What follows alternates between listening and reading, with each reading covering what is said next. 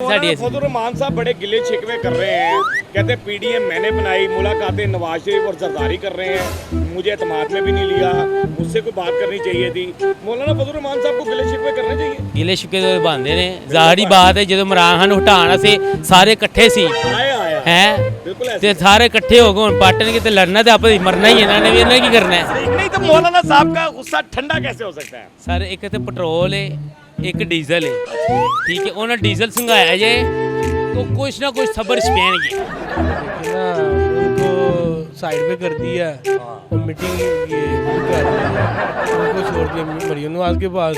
मरियम नवाज के साथ तुम इसको मौलाना को हैंडल करो, हम उधर मीटिंग कर लेते हैं। नहीं, उनके गिले शिकवे बिल्कुल भी नहीं बनते हैं। देखिए जो बुराई होती है ना, उसका एंड जो है ना वो बुराई के साथ ही ख़त्म होता है। मौलाना साहब को चाहिए कि मौलाना साहब अब हौसला कर लें थोड़ा सा, ठीक है। अस्सलाम वालेकुम नाज़रीन, मैं हूं आपका अपना सरफराज विकी अल मशहूर सुसरा। नाज़रीन, मौलाना फजल रहमान साहब ज़रा थोड़ा सा गुस्से में हैं, गिले शिकवे कर रहे हैं कि जरदारी और नवाज शरीफ की जो मुलाकातें दुबई में हुई हैं, वो कहते हैं कि मैंने पीडीएम बनाई और मुझसे ही नहीं पूछा और मेरे बगैर जो तुमने ये कर ली हैं मुलाकातें, इसमें वो गिले शिकवे कर रहे हैं। क्या मौलाना फजल रहमान साहब को गिले शिकवे करने बनते हैं या नहीं बनते हैं, ये तो मुझे अवाम ही बताएगी। मेरे साथ रहिए, लोगों से बात करते हैं। सर कैसे हैं आप? ठीक हैं? अल्हम्दुलिल्लाह, शुक्र कुछ अल्हम्दुलिल्लाह। कहंदियां तो नहीं है ਤੁਹਾਨੂੰ ਵੈਸੇ? ਇਹ ਵਿਚਾਰੀ ਬੇਜ਼ਬਾਨ ਨੇ ਕੀ ਕਹਿਣਾ, ਇਹਨਾਂ ਨੇ ਸਾਨੂੰ ਸੰਭਾਲਿਆ ਸੀ, ਉਹਨਾਂ ਸੰਭਾਲਿਆ। ਇਹ ਵੀ ਆਵਾਮ ਦੀ ਤਰ੍ਹਾਂ ਹੋ ਗਏ, ਜਿਵੇਂ ਆਵਾਮ ਬੇਜ਼ਬਾਨ ਹੋ ਗਈ ਹੁਣ ਵਿਚਾਰੀ। ਆਵਾਮ ਬੇਜ਼ਬਾਨ ਤੇ ਕਰ ਦਿੱਤੀ ਗਈ ਹੈ ਨਾ, ਹੁਣ ਹੀ ਨਹੀਂ ਸੀ ਕਰ ਦਿੱਤੀ ਗਈ ਹੈ। बिल्कुल सही बात ਕੀ है। ਕਰ ਸਕਨੇ ਅਸੀਂ, नहीं तो ये हुकूमत मौलाना साड़ी ऐसी। फजल रहमान साहब बड़े गिले शिकवे कर रहे हैं, कहते पीडीएम मैंने बनाई, मुलाकातें नवाज शरीफ और जरदारी कर रहे हैं, मुझे एतमाद में भी नहीं लिया, मुझसे कोई बात करनी चाहिए थी। मौलाना फजल रहमान साहब को गिले शिकवे करने चाहिए। सर गिले शिकवे तो बनते ने, ਜ਼ਾਹਰੀ बात है जो इमरान खान हटाना से सारे इकट्ठे सी आया हैं बिल्कुल ते सारे इकट्ठे हो गए हुण पाटन के लड़ना ते आपस मरना ही इन्होंने भी, इन्होंने की करना है। आवाम मरदी पई ते इन्होंने भी मरना भी बनता है। गुस्सा किवें ठंडा होएगा? और गुस्सा नहीं ठंडा होना, तप्पन। मैं तो कहना तपना चाहिए उन्होंने। मौलाना साहब सही ने और बिल्कुल राइट जा रहे हैं।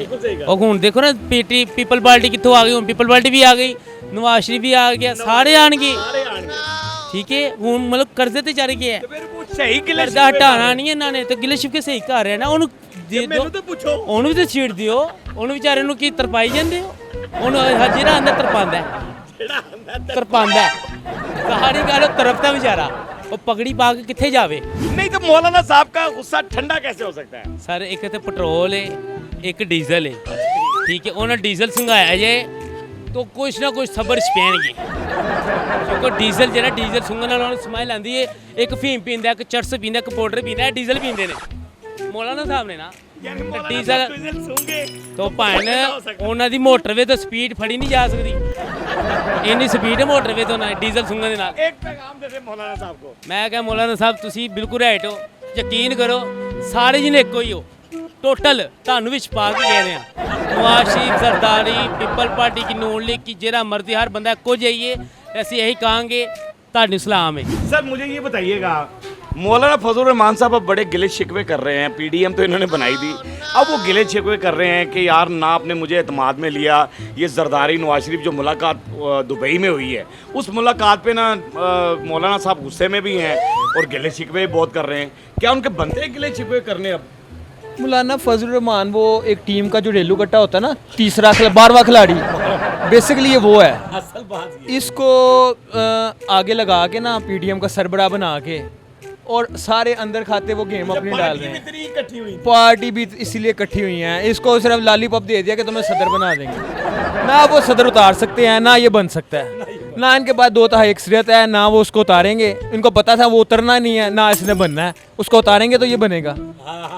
तो अब उसको भी समझ आ गई है कि मेरे साथ भी गेम हो रही है। ये जरदारी और नवाज शरीफ में, आपको पता है नवाज शरीफ की तो हिस्ट्री देख लेना, वो पीठ में छुरा घोंपने वाला, वो जिसके साथ उस अपने मोहसिनों के साथ ना उसने यही किया।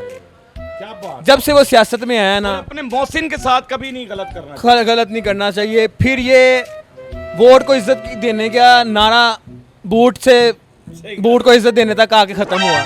यानी कि अपने मुफाद के लिए ना कुछ भी कर सकते हैं, कुछ भी।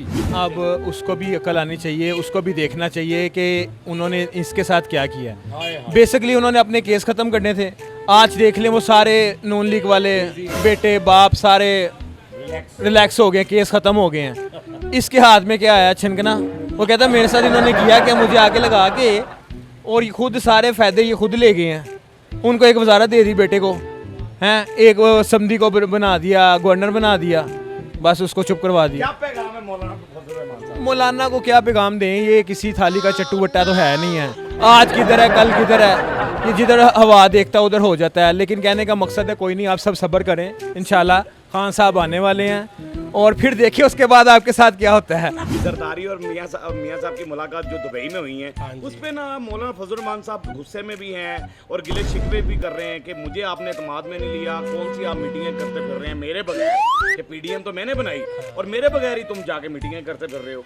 क्या कहते हैं आप? वो देखिए ना, उनको साइड पे कर दिया और मीटिंग ये खुद कर रहे हैं, उनको छोड़ दिया मरियम नवाज के पास। मरियम नवाज को कहा तुम इसको मौलाना को हैंडल करो, हम उधर मीटिंग कर लेते हैं। तो वो बेचारे ने तो अब तरफना था ना, तड़पना बनता था। हाँ जी, तो उसको तो बेचारे को टेंशन पड़ती थी कि मुझे तो इन्होंने दाल में से जैसे मक्खी निकाल के साइड पे कर देते हैं और कुछ भी ये अपना काम सेट कर रहे हैं, यानी जब मक्खी की तरह इन्हें निकाल कर साइड पे कर दी है। बिल्कुल सही। तो मौलाना साहब को तो आग लगनी थी, वैसे डीजल अगर फेंके तो सबको मीडियम को आग लग जाए, डीजल डाल देना चाहिए।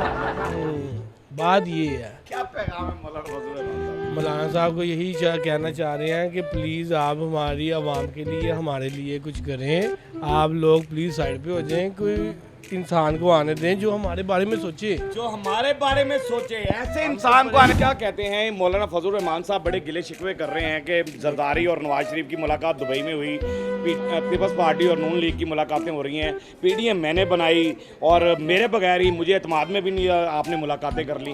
तो गिले शिकवे कर रहे हैं, बनते हैं उनके गिले शिकवे? नहीं, उनके गिले शिकवे बिल्कुल भी नहीं बनते हैं। देखिए जो बुराई होती है ना, उसका एंड जो है ना वो बुराई के साथ ही ख़त्म होता है। ठीक है, जिस बुराई की जड़ को उन्होंने पीडीएम का नाम दे के जो है बनाई है ना, मैं समझता हूँ कि उसका एंड जो है ना इंशाल्लाह ताला बहुत जल्द हो जाएगा। बहुत जल्द हो जाएगा। पूरी आवाम जो है वो इमरान खान साहब के साथ खड़ी हुई है। ठीक है, मुल्की हालात आप सबके सामने हैं। इस टाइम पे मेरा कंस्ट्रक्शन का काम है, ठीक है, और यकीन जाने कि हमने जिस रेट्स के ऊपर अपना काम आज से साल डेढ़ साल पहले शुरू किया था, प्रोजेक्ट लिया था, आज टोटली हम लोग सारे लॉस में जा रहे हैं। या बिछड़ा बाजार है सारा, जितना मर्जी देख लें, गाहक है नहीं, कस्टमर है नहीं, रौनक है नहीं बाजार की। क्यों? जब भी निकलता हूँ रोड पे लोग, क्योंकि लोगों के पास खाने को रोटी के पैसे नहीं है। ठीक है, आप देख लें, कंस्ट्रक्शन कितों होनी है, बिल्कुल ऐसी ही है। रोटी खाएंगे तो कितने इट्ठा चुकन से काबल होंगे। बिल्कुल। और दूसरी बात ये है कि अब देखें, इसकी एग्जांपल है कि रिसेंटली अभी कुर्बानी हुई है, तो आप देखें कि कुर्बानी करने वालों की रेशो में कितनी कमी आई है। क्यों आई है? क्योंकि महंगाई इतनी ज़्यादा है, बिजली के बिल, लोग 2 वक्त की रोटी नहीं खा सकते हैं।